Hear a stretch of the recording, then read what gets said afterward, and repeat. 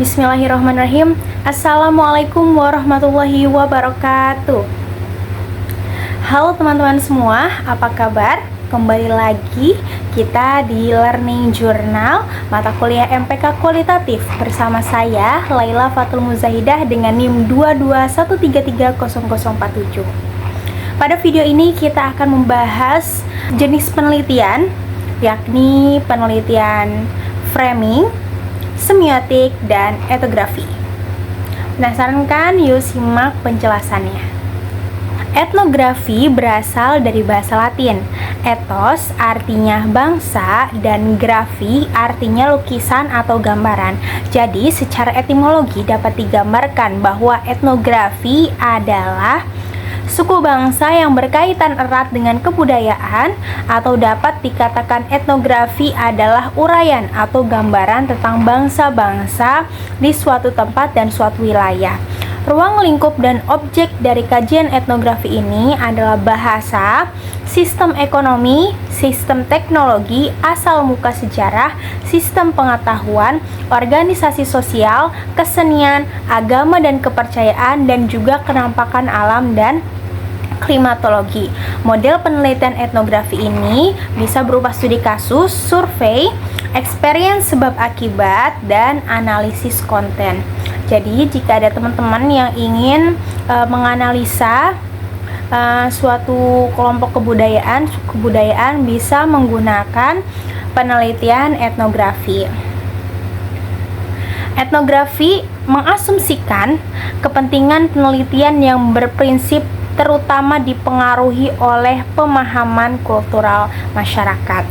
Terus juga etnografi mengasumsikan suatu kemampuan mengidentifikasi masyarakat yang relevan dari kepentingan. Nah, prinsip metodologis penelitian etnografi ini menurut Hamiley dan Genzuk ada 3 prinsip. Yang pertama naturalisme, yang kedua pemahaman, yang ketiga penemuan. Selanjutnya ada penelitian semiotika. Jadi semiotik ini adalah ilmu tentang tanda. Jadi semiotik berasal dari kata Yunani semion yang berarti tanda. Banyak tanda-tanda di sekitar kita, baik berupa kata, tulisan, petunjuk arah, denah, bendera, warna lampu, dan sebagainya.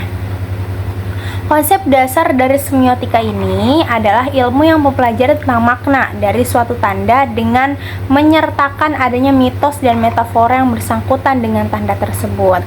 Nah, konsep dari semiotika ini ada simbol, ada kode, ada makna, ada mitos dan metafora.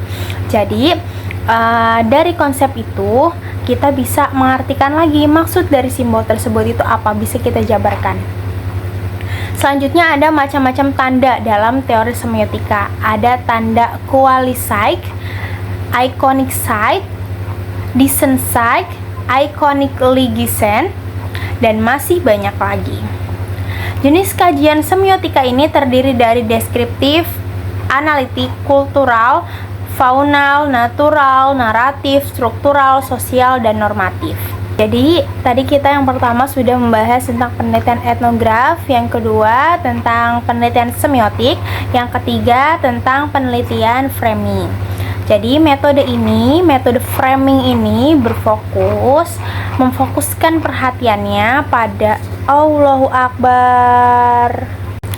Yang pertama tadi kita sudah membahas tentang penelitian etnograf, yang kedua tentang penelitian semiotik, dan yang ketiga itu penelitian framing.